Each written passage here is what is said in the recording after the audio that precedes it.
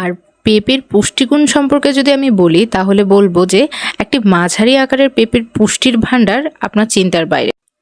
পেঁপেতে রয়েছে vitamin A, B এবং C, folate, magnesium, তামা, লোহা, ক্যালসিয়াম, পটাশিয়াম, লাইকোপিন এবং ফসফরাসের মতো বিভিন্ন ধরনের ভিটামিন। তো পেঁপেগুলো ক্যারটের সাথে অ্যাড করার পর আমি একটা পরিষ্কার বাটিতে 1 চামচ পরিমাণে মুগ ডাল নিয়ে নিয়েছি। মুগ ডালগুলো আমি এখন ভালোভাবে ওয়াশ করে সেই পেঁপে এবং ক্যারটের সাথে অ্যাড করে নিচ্ছি।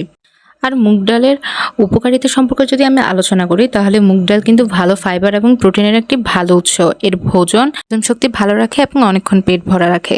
তো এই মিশ্রণগুলোতে আমি একটু পরিমাণে হলুদ এবং 1 চিমটি পরিমাণে জিরে গুঁড়ো দিয়ে দিচ্ছি।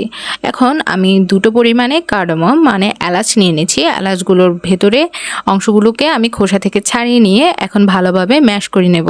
এগুলো সুন্দরভাবে ম্যাশ হয়ে গেলে, যেহেতু বাবুরা এগুলো ভালোভাবে ম্যাশ করে না দিলে খেতে পারবে না, তাই আমি ভালোভাবে ম্যাশ করে নিয়েছি। ম্যাশ করে আমি যে মিশ্রণটি রান্না হচ্ছে তার সাথে অ্যাড করে নিচ্ছি। মিশ্রণটিকে ভালোভাবে নেড়ে চেড়ে আমি প্রায় 30 মিনিটের জন্য রান্নার জন্য ঢেকে রেখে দিব।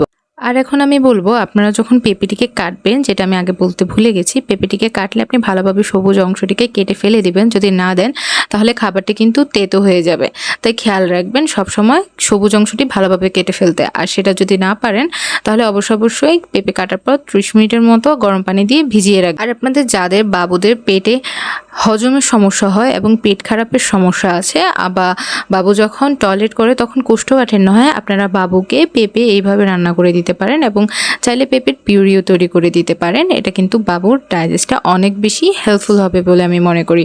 আর মুগ ডাল যেহেতু অ্যান্টিমাইক্রোবিয়াল গুণে সমৃদ্ধ এবং হজম শক্তি উন্নত করে এবং রক্তচাপও নিয়ন্ত্রণ করে, তাই এটাও আপনার বেবির জন্য অনেক বেশি হেল্পফুল। তো এরপর আমি 30 মিনিট ধরে ভিজিয়ে রাখা চিড়াগুলো নিয়ে নিয়েছি। দেখুন চিড়াগুলো কীরকম ভিজে গিয়েছে।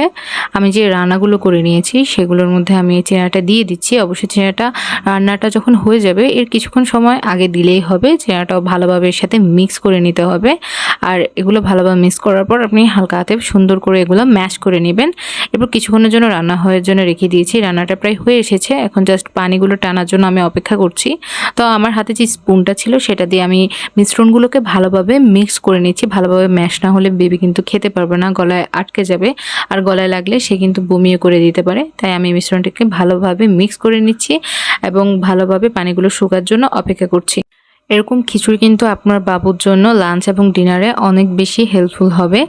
আর এভাবে রান্না করে দিলে অল্প খেলেও বাবা কিন্তু অনেক পুষ্টি পাবে। আপনারা সবসময় চেষ্টা করবেন বাবুর জন্য 2-3টা সবজি, 1-2টা ডাল অ্যাড করে এভাবেই খিচুড়ি রান্না করার জন্য। আর যখনই রান্না করবেন 2-3টা ডাল অ্যাড করার চেয়ে একটা ডাল দিয়ে রান্না করাই বেশি ভালো বলে আমি মনে করি, যেহেতু অনেক বেশি পুষ্টিগুণ রয়েছে। এত বেশি পুষ্টি বাবু হজম করতে নাও পারে। তো আমার এখানে রেসিপিটি রান্না হয়ে গেছে। পানি যখন শুকিয়ে গেছে আমি ভালোভাবে ম্যাশ করে মিশ্রণটিকে একটি বাটিতে পরিবেশন করছি। আপনারা এভাবে আপনার বাবুকে লাঞ্চ ডিনারে রান্না করে দিতে পারেন। ভালো লাগলে শেয়ার করুন, সাবস্ক্রাইব করুন, এভাবে আমাদের পাশে থাকুন। আর সাবস্ক্রাইব করে বেল আইকনটি ক্লিক করতে ভুলবেন না। আশা করছি ভিডিওটি আপনাদের অনেক ভালো লেগেছে। Thank you so much. আপনাদের বেবিকে রান্না করে খাওয়াবেন আর রেসিপিটি কেমন হয়েছে আমাকে জানাবেন। Bye bye.